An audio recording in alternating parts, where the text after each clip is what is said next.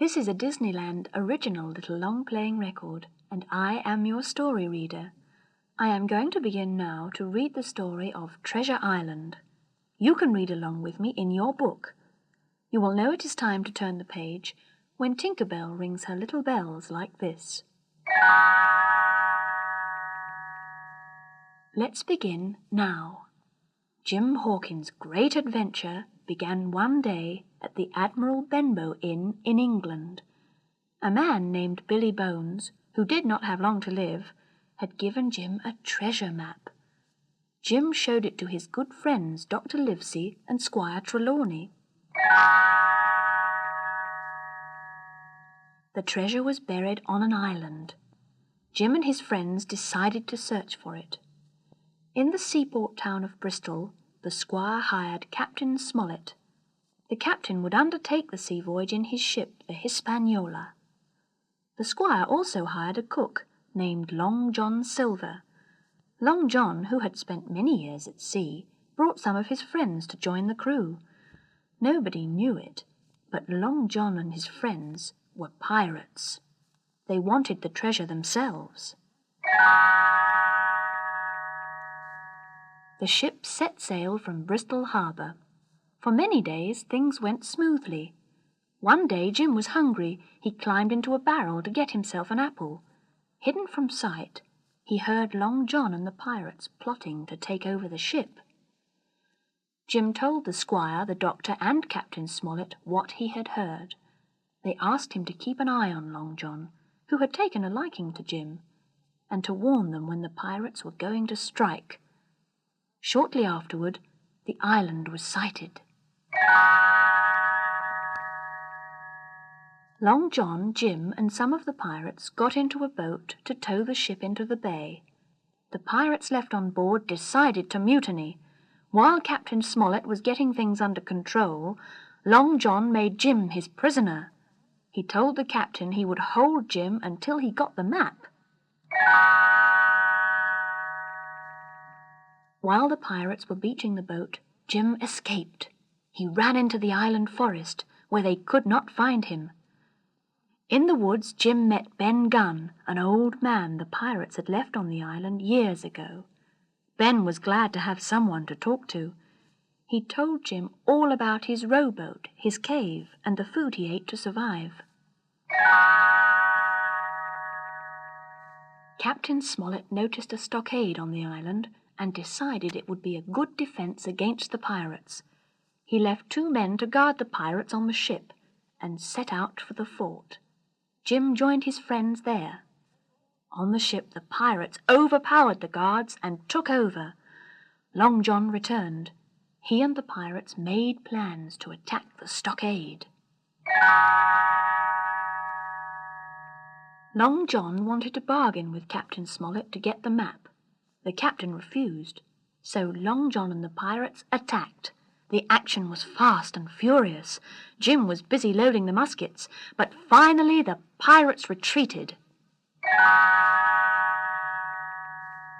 The people at the stockade feared the ship's cannon might be used against them. If someone cut the ship's mooring lines, thought Jim, the ship would run aground. Her cannon would be useless. When it was dark, he took Ben's boat and rowed out to the ship. He cut the lines, but the rowboat floated away. He had to climb aboard. The pirate on guard saw him and chased him up into the rigging. He threw a knife and hit Jim in the arm. Jim was badly hurt, but managed to shoot the pirate and climb down to the deck. The ship ran aground. Jim staggered back to the fort, only to be captured by the pirates.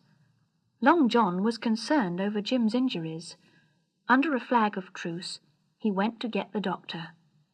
While Dr. Livesey bandaged Jim's arm, Long John told them he had the map.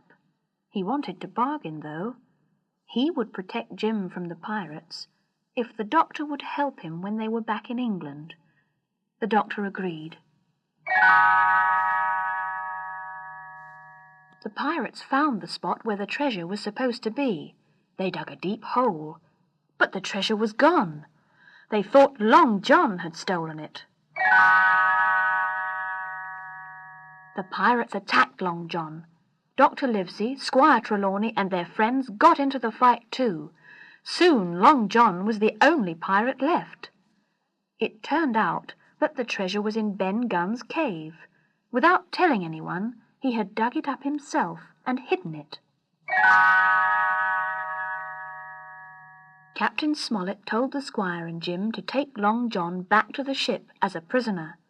He would be going back to England, perhaps to die. But Long John had saved Jim's life. He had to help him. At the beach he saw his chance. He pushed the rowboat into the water so that Long John could row toward the open sea alone. "Goodbye, matey! Good luck to ye," said the old pirate in farewell.